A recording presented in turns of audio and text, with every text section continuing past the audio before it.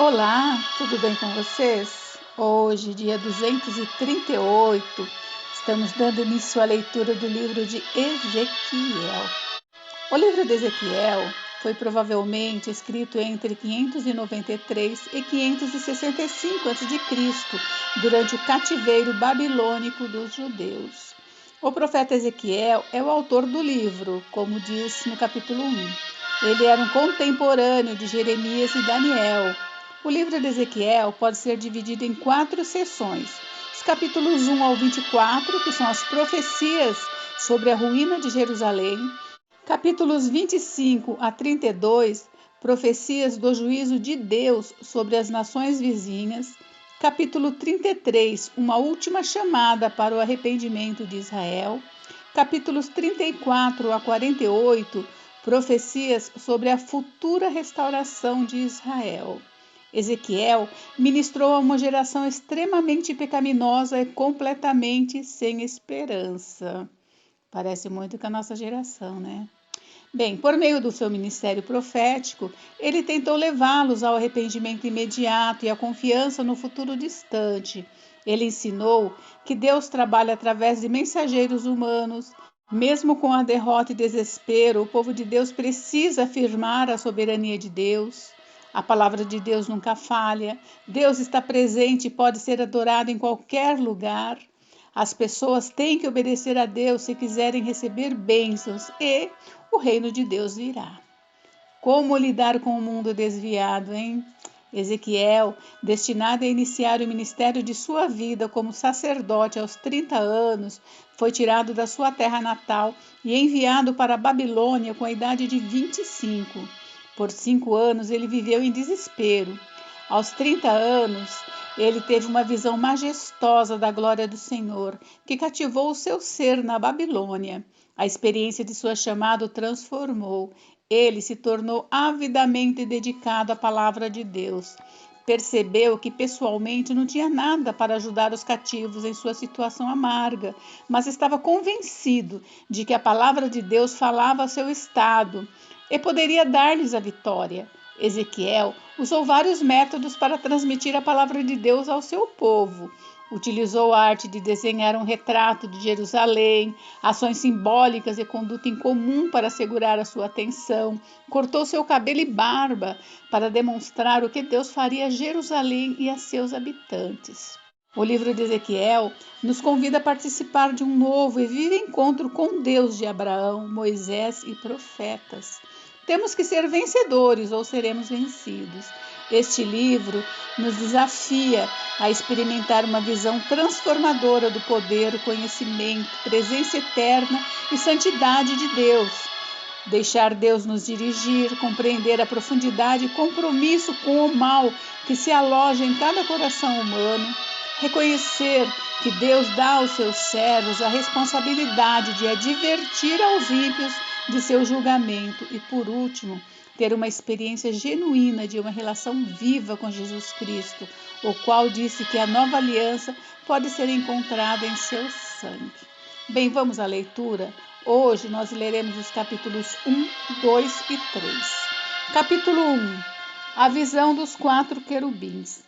Aconteceu no 30º ano, no 5º dia do 4º mês, que estando eu no meio dos exilados, junto ao rio Quebar, se abriram os céus, e eu tive visões de Deus. No 5º dia do referido mês, no 5º ano de cativeiro do rei Joaquim, veio expressamente a palavra do Senhor a Ezequiel, filho de Buzi, o sacerdote, na terra dos caldeus, junto ao rio Quebar, e ali esteve sobre ele a mão do Senhor. Olhei, e eis que um vento tempestuoso vinha do norte, e uma grande nuvem como fogo a revolver-se, e resplendor ao redor dela, e no meio disto uma coisa como metal brilhante, que saía do meio do fogo. Do meio dessa nuvem saía a semelhança de 4 seres viventes, cuja aparência era esta: tinham a semelhança de homem, cada um tinha 4 rostos, como também 4 asas. As suas pernas eram direitas, a planta de cujos pés era como a de um bezerro, e luzia como o brilho de bronze polido. Debaixo das asas tinham mãos de homem aos 4 lados, assim todos os 4 tinham rostos e asas. Estas se uniam uma à outra, não se viravam quando iam, cada um andava para a sua frente. A forma de seus rostos era como de homem. À direita, os quatro tinham rosto de leão, à esquerda, rosto de boi, e também rosto de águia, todos os quatro. Assim eram os seus rostos. Suas asas se abriam em cima. Cada ser tinha duas asas, unidas cada uma à do outro. Outras duas cobriam o corpo deles. Cada qual andava para sua frente, para onde o espírito havia de ir, iam. Não se viravam quando iam. O aspecto dos seres viventes era como carvão em brasa, à semelhança de tochas. O fogo corria resplandecente por entre os seres, e deles saíam relâmpagos. Os seres viventes zigue-zagueavam, à semelhança de relâmpagos. A visão das quatro rodas. Vi os seres viventes, e eis que havia uma roda na terra, ao lado de cada um deles. O aspecto das rodas e a sua estrutura eram brilhantes como berilo. Tinham as quatro a mesma aparência, cujo aspecto e estrutura eram como se estivera uma roda dentro da outra. Andando elas, podiam ir em quatro direções e não se viravam quando iam. As suas cambotas eram altas e metiam medo, e nas quatro rodas as mesmas eram cheias de olhos ao redor. Andando os seres viventes, andavam as rodas ao lado deles, elevando-se eles, também elas se elevavam. Para onde o espírito queria ir, iam, pois o espírito os impelia, e as rodas se elevavam juntamente com eles, porque nelas havia o espírito dos seres viventes.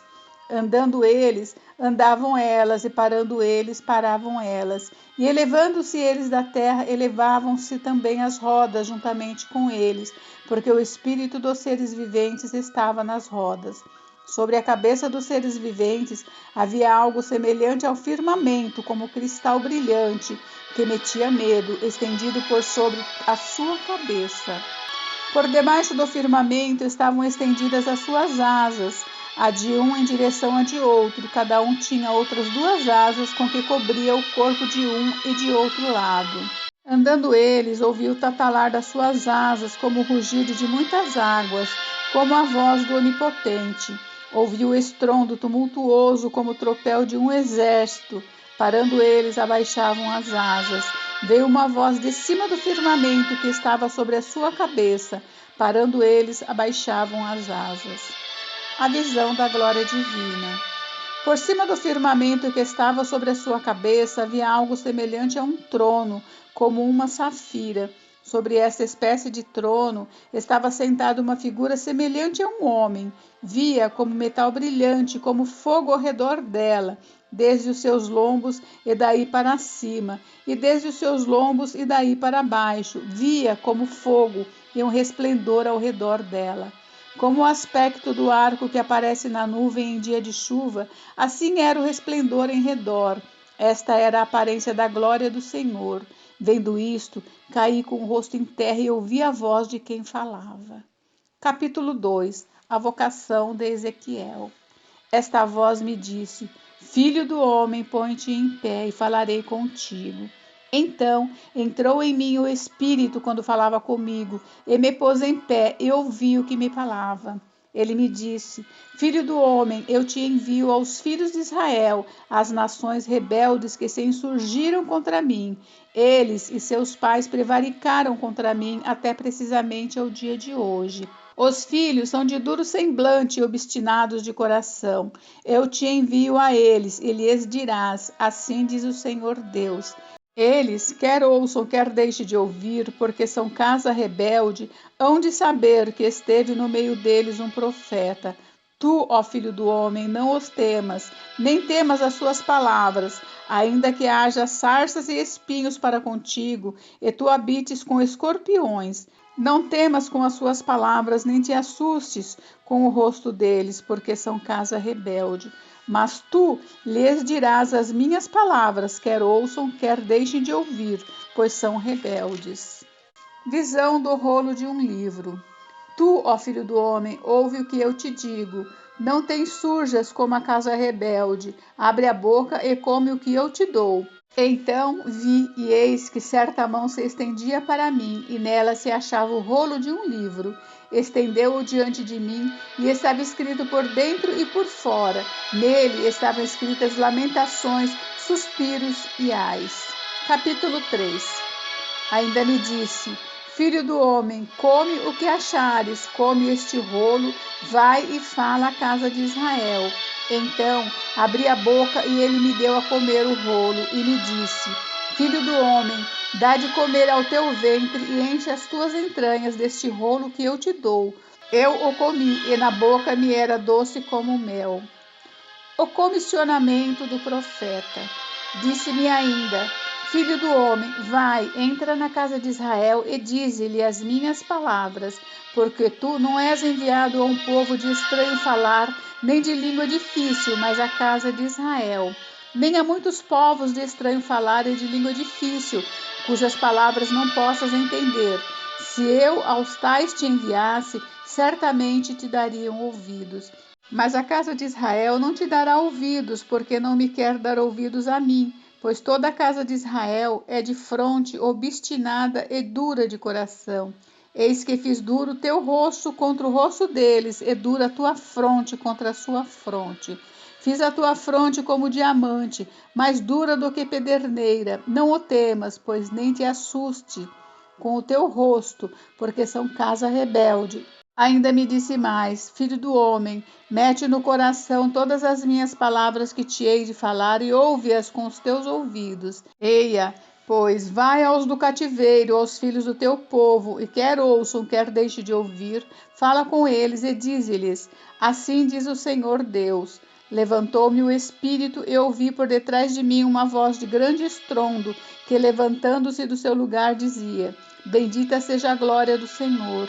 Ouvi o tatalar das asas dos seres viventes, que tocavam umas nas outras, e o barulho das rodas juntamente com eles, e o sonido de um grande estrondo. Então o Espírito me levantou e me levou. Eu fui amargurado na excitação do meu espírito, mas a mão do Senhor se fez muito forte sobre mim. Então fui até o Abibe, aos do exílio, que habitavam junto ao rio Quebar, e passei a morar onde eles habitavam, e por 7 dias assentei-me ali, atônito no meio deles. O atalaia de Israel. Fim dos 7 dias veio a mim a palavra do Senhor, dizendo: Filho do homem, eu te dei por atalaia sobre a casa de Israel.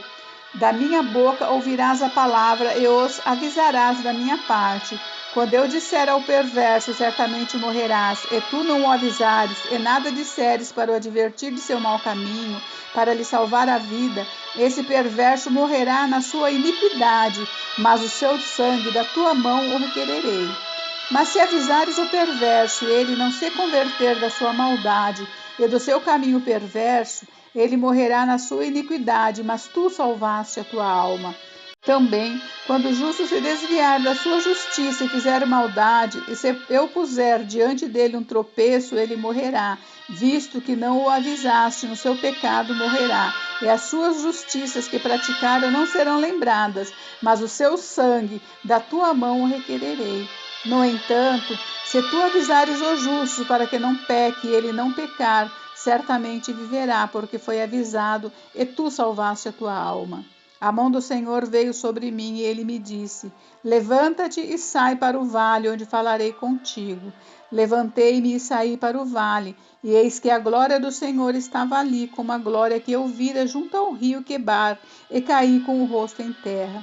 Então entrou em mim o Espírito e me pôs em pé e falou comigo e me disse: Vai e encerra-te dentro da tua casa, porque, ó filho do homem, eis que porão cordas sobre ti e te ligarão com elas, e não sairás ao meio deles. Farei que a tua língua se pegue ao teu paladar, ficarás mudo e incapaz de os repreender, porque são casa rebelde.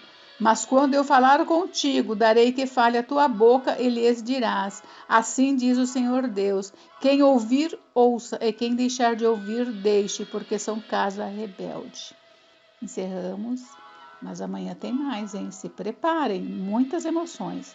Deus abençoe vocês, fiquem com Deus, até amanhã, beijos, beijos.